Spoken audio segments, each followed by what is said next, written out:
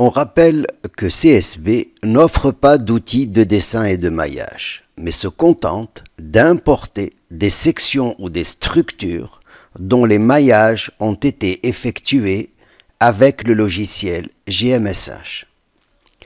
Dans la première vidéo, GMSH a été utilisé pour dessiner une section et la mailler en triangle. Dans cette deuxième vidéo, on reprend le même exemple pour compléter la présentation de GMSH, toujours en direction de l'utilisation de CSB. Pour traiter cette section, deux modules ont été sollicités. Le module géométrie pour dessiner la section et le module Mesh pour mailler la section en triangle. Par ailleurs, et c'est important de bien le retenir, dans GMSH, la sauvegarde de la géométrie et du maillage se font dans deux fichiers distincts. La géométrie est sauvegardée dans un fichier au format .go et son maillage sauvegardé dans un autre fichier. Par défaut, ce fichier maillage est sauvegardé au format .msh, qui est un format propre à GMSH, ou bien exporté dans un format particulier pour être utilisé par d'autres logiciels. En l'occurrence, pour CSB, l'exportation du maillage doit se faire au format .inp. Maintenant, voyons que contiennent ces fichiers essai.go et essai.inp. Essai.go est un simple fichier texte qui contient le script de la définition de la géométrie, c'est-à-dire la suite de commandes GMSH qui déclarent chacune des entités géométriques qui permettent de réaliser la géométrie, telles que la déclaration des points, des lignes, etc. Ces commandes obéissent à une syntaxe très précise mais relativement simple. Quant à essai.inp, c'est aussi un fichier texte, mais contenant la description complète du maillage, tels que les coordonnées de chacun des nœuds ou encore les numéros de nœuds qui forment chacun des triangles du maillage. Maintenant, pour en revenir au traitement de la section avait des dimensions particulières et son maillage réalisé de manière uniforme en fixant une même taille de maillage autour des points. Dans cette vidéo, en restant sur le même exemple, on va voir dans un premier temps comment paramétrer tant la géométrie que le maillage. Les dimensions du rectangle étaient de 5 et 4 et le rayon du cercle de valeur 1. Enfin, la taille du maillage autour de tous les points était constante à 0,25 afin d'obtenir un maillage uniforme. Les paramètres de dimension seront notés H, B et R et le paramètre de maillage noté MS comme Mesh Size.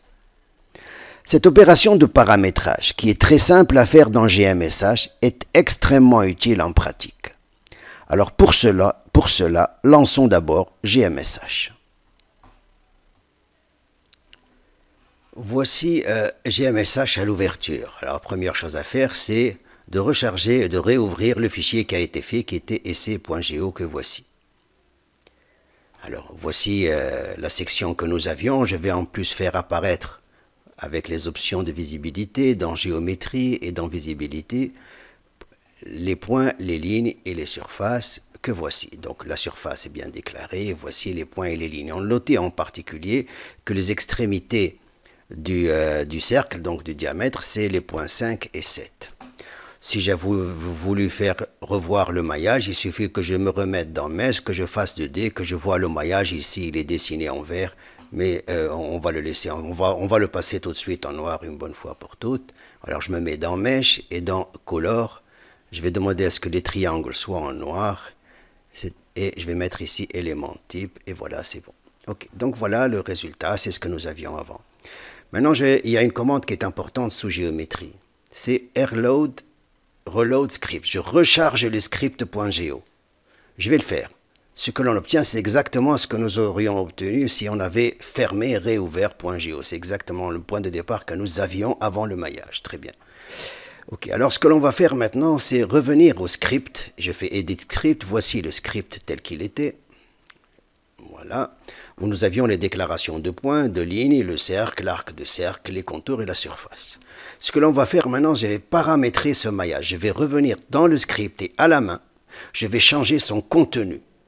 Et je vais rajouter des paramètres. Alors pour cela, je l'ai fait dans un fichier qui est là. Juste pour faire la différence, voici les points. Ce qui va changer en fin de compte, ce sont les points. Je vais introduire des paramètres, ils sont ici. Je vais mettre H, B et R. J'ai pris H égale 7, B égale 7, j'en fais un carré. Et R égale 1.5 pour changer. Mesh size, j'ai mis 0,3 au lieu de 0,25. Pour les points 1, 2, 3, 4, 5, 6, 7, vous noterez que vous avez ici le mesh size qui est MS, qui est égal à 0,3. Voilà, dans tous les points, sauf que sur les points 5 et 7, je mets MS sur 5. C'est-à-dire que la taille du maillage autour des points 5 et 7, qui sont les extrémités du cercle ou du diamètre du cercle, eh bien, je fais un maillage plus fin. Je veux resserrer le maillage autour du cercle. Par ailleurs, quant aux coordonnées, ils s'expriment tous en fonction de B et H. Voilà. Alors, je vais prendre tout cela et je vais le remplacer dans la déclaration des points qui est ici. Voilà. Voilà, c'est fait. Alors, le fait qu'il y ait des blancs n'a pas d'importance. Voilà, j'ai des paramètres, j'ai des déclarations de points qui sont en fonction de ces paramètres. J'ai paramétré tant la géométrie avec B, H et R que la finesse du maillage autour des points qui n'est pas nécessairement la même. À part ça, le reste ne change pas, les lignes, le contour et tout cela est exactement le même. À partir de là, je n'ai plus besoin de ça, je vais faire sauvegarde de ce fichier-là, donc je l'enregistre. Il l'a enregistré, très bien, sauf que je ne vois rien de changer, parce qu'il faut que je refasse airload script, il va recharger le maillage. Alors voilà, la section est devenue carrée de taille 7 sur 7. Voici, et ça c'est un rayon de 1.2. Alors si maintenant je regarde au niveau du maillage, je vais le faire, je vais faire 2D maillage. Ah, je m'aperçois que cette fois-ci, la taille qui était de 0,3 ici est de 0,3 divisé par 5 autour de ces deux points-là, et ça a engendré ce maillage qui est plus fin autour du cercle. Donc voilà comment on peut paramétrer tant une géométrie qu'un maillage et obtenir le raffinement de maillage là où on le souhaite. Voilà donc une première étape. Très bien. Alors maintenant, ce que nous allons voir, c'est d'autres petites choses. Je vais faire airload script pour revoir un peu la description de la géométrie telle qu'elle était. Et on va aller voir maintenant d'autres outils de description de géométrie. Alors, ce sont les outils de transformation. Dans transformation, on a la possibilité de translater, de faire une rotation ou de faire une symétrie. Ce sont des choses qui sont très utiles quand on a quelque chose qui se répète. En l'occurrence, nous avons ici une taille qui fait 7. Je vais faire une translation de 7 pour obtenir quelque chose qui se... Alors, je vais choisir Translate.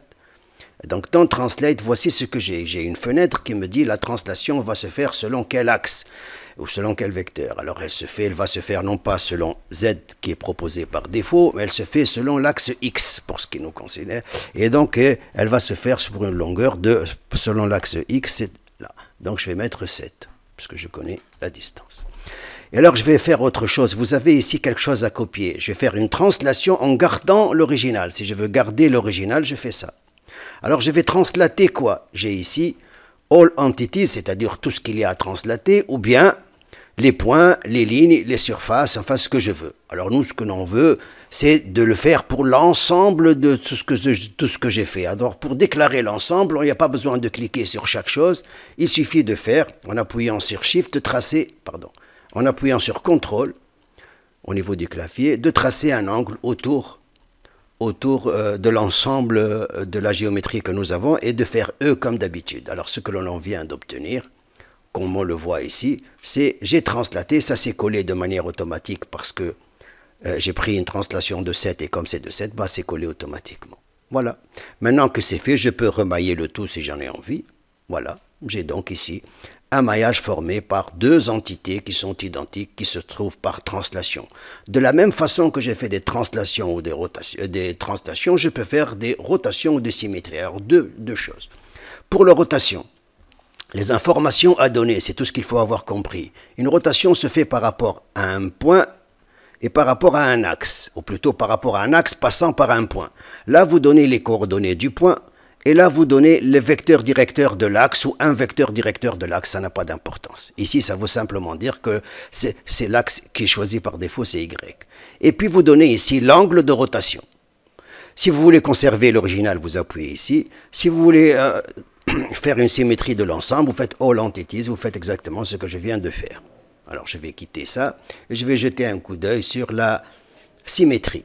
Alors, pour la symétrie, ce qu'il faut donner, une symétrie, c'est une symétrie par rapport à un plan. Et là, l'axe, l'équation d'un plan, c'est AX plus BY plus CZ plus D. En fait, les coefficients à donner ici sont A, B, C et D.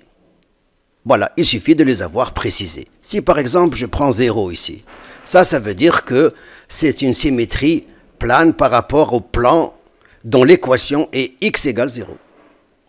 Alors, même chose, je peux conserver l'original ou pas, etc. Vous avez compris. Donc, on a fait le tour de la question pour ce qui concerne les transformations qui sont quelque chose de très utile quand on a des choses qui se répètent. Voilà. Bien, maintenant que nous avons fait cette translation et le maillage, on va revenir vers l'édition du script. Alors, qu'est-ce qui a été rajouté dans le script? Je descends en bas et vous voyez ici une commande qui vous dit comment on fait une translation. On doit donner comment se fait la translation, qu'on a duplicata, c'est-à-dire qu'on veut garder ce que l'on a déjà fait et que cela concerne en fait la translation des différents points et des lignes qui existaient déjà. Voilà, c'est pas plus compliqué, c'est une syntaxe qui n'est pas très lourde. Très bien. Alors en fait, si on regarde le script, c'est un ensemble de commandes. Il n'est pas inutile de vous donner encore quelques petites commandes utiles en allant voir ceci. Alors en fait, les commandes importantes qui permettent de d'écrire soi-même éventuellement un script de GMSH. C'est la commande point, qui donne les X, Y, Z, les coordonnées, et puis par exemple le paramètre de maillage que j'ai appelé ici longueur caractéristique LC, mais j'aurais pu l'appeler MS. Les lignes qui sont données point origine, point extrémité, ça c'est pour donner un contour. Et les lignes qui définissent le contour, selon qu'elles sont décrites de manière directe ou indirecte, il y a pas de signe ou un signe moins. Et enfin, une surface est réalisée par un ensemble de contours. Le premier est l'extérieur et les autres sont forcément les contours internes. Alors, comme il s'agit en fin de compte d'une petite programmation, hein, un script, c'est un ensemble d'instructions comme une programmation de géométrie. Alors, quels sont les opérations? On peut introduire des variables, comme on l'a fait pour paramétrer une section, et paramétrer une géométrie. Alors, les opérations, ce sont les opérations standards que l'on peut faire entre variables, plus, moins, multiplier, et puis exposant, enfin puissance. On peut voir SQRT, c'est pour introduire une racine carrée, FABS, c'est pour une valeur absolue. Round, c'est pour arrondir. Round des fleurs, ça permet d'arrondir vers le haut ou vers le bas. Sinus, cosinus, tangente, les arcs sinus, arc cosinus, arc tangente, sinus hyperbolique, enfin, tout cela est indiqué dans le manuel. On a un certain nombre d'opérations qui peuvent être pratiques pour introduire une géométrie. Autre chose, des fois, dans une géométrie, en particulier, par exemple, quand on réalise des points autour d'un cercle, plutôt que de le générer par un, on peut faire une boucle pour le générer directement, rapidement en tout cas. Et voici quelles sont les instructions pour déclarer une boucle. Et à l'intérieur de boucle, vous déclarez les points que vous voulez en fonction du paramètre d'itération qui est ici cité et qui est dans l'intervalle qui va de 1 à 5, de 1 en 1. Voilà, for et and for. Même chose importante aussi, ce sont les tests. Quelquefois, on a besoin, de faire des tests. Et alors, les tests ça commence par if et ça finit par and if. Et vous avez ici le test, par exemple, sur la variable a, est-ce qu'elle est égale à 3? Alors, les tests peuvent être inférieur, supérieur, égal, supérieur, égal, avec un double égal, différent. Et puis, vous avez les et ou qui permettent de prendre le résultat de la conjugaison de plusieurs tests à la fois. Je vais rajouter encore ici pour les maillages quelque chose que je ne verrai pas, mais enfin, il suffit de l'avoir tout seul dans le manuel de GMSH, c'est transfinite qui va permettre non pas de laisser encore d'agir sur le maillage en imposant un certain nombre d'éléments finis sur les lignes et sur les arêtes. Ça permet vraiment de diriger le maillage exactement comme on le souhaite. Ça permet de faire encore plus de choses sur un maillage. C'est une commande qui quelquefois peut être utile. En particulier quand on veut obtenir un maillage qui est parfaitement symétrique. Parce qu'un maillage qui est laissé à GMSH, même sur une structure symétrique, n'est pas nécessairement symétrique. Or, sur une section symétrique, si le maillage n'est pas symétrique, les résultats que l'on peut attendre d'une section symétrique ne le seront pas exactement à plusieurs chiffres après la virgule, on va dire. Voilà pour l'essentiel de GMSH et des commandes qui permettent d'écrire un script qui est vraiment la méthode, la bonne méthode pour introduire des géométries correctes. Voilà. Bien, pour l'instant, nous avons traité une section, géométrie et maillage, mais on peut avoir besoin de générer des structures de poutres avec GMSH, en tout cas une géométrie de structure de poutres. Alors pour cela, en fait, dans une structure de poutre, qu'elle soit plane ou dans l'espace, nous n'avons besoin que de points et de lignes. Et puis éventuellement du maillage de chacune des lignes en élément fini 1D. Alors, donc pour géométrie, nous n'avons besoin que des points et des lignes.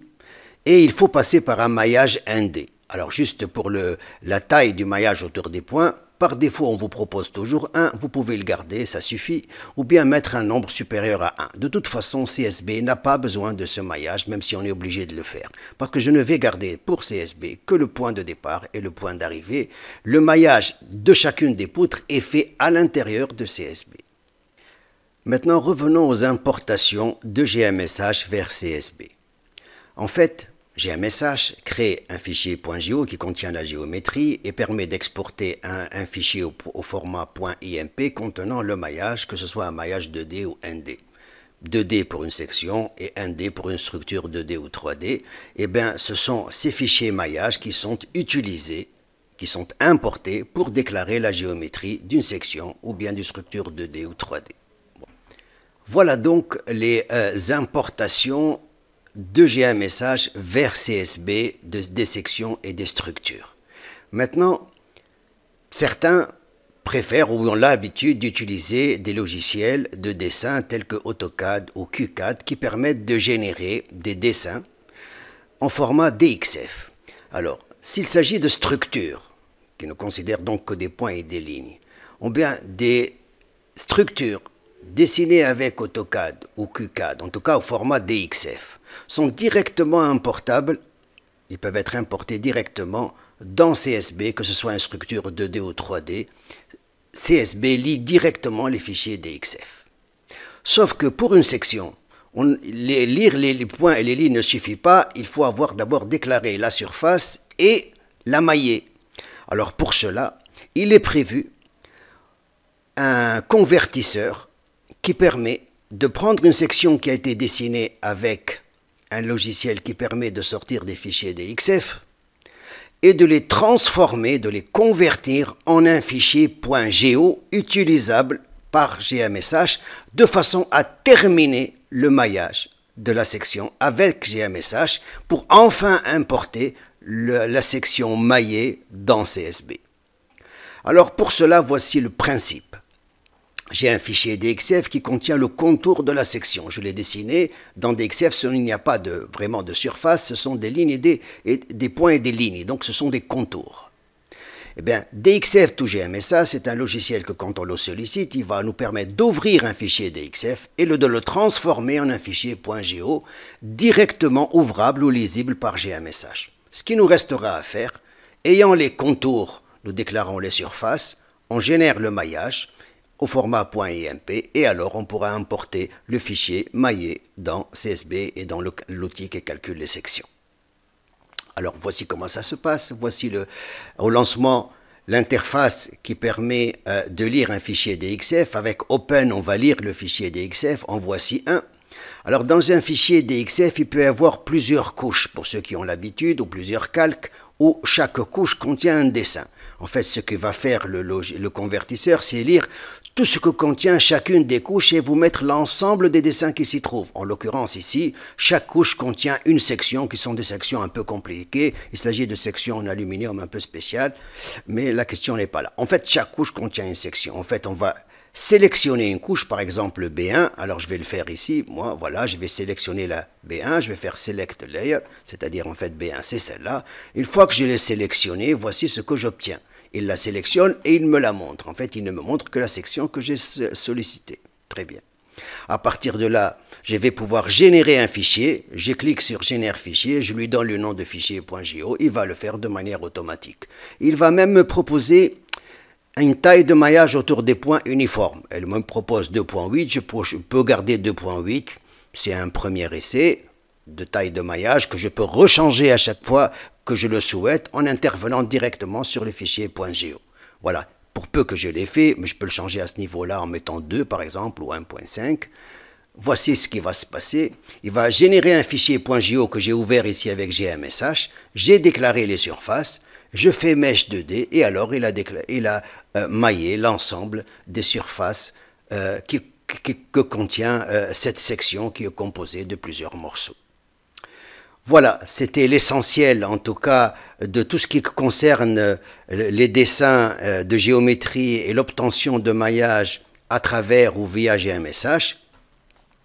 Je voudrais juste encore rajouter une chose, dans les exemples que je donne qui se trouvent dans vos documents de l'utilisateur, il y a les sections qui sont calculées par ces sections. Il y a ici toutes les sections qui existent et que je vous donne à titre d'exemple qui ont été faites au format DXF, ceux qui ont été faits au format GMSH, donc on va trouver les points GO et les points INP, et ce qui existe pour les sections existe aussi pour les structures planes ou les structures spatiales qui sont autant d'exemples dont on peut se servir. Cela n'empêche pas que il est recommandé de considérer le manuel de GMSH qui permet de faire quand même les dessins, les maillages. Il vous offre beaucoup d'exemples qui vous permettent de parfaire vos connaissances et parfaire votre utilisation de GMSH.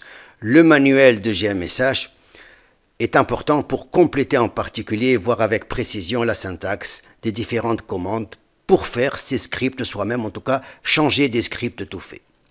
Voilà, avec ça, cela met fin à ces 2 vidéos qui sont consacrées au dessin et au maillage à l'aide de GMSH.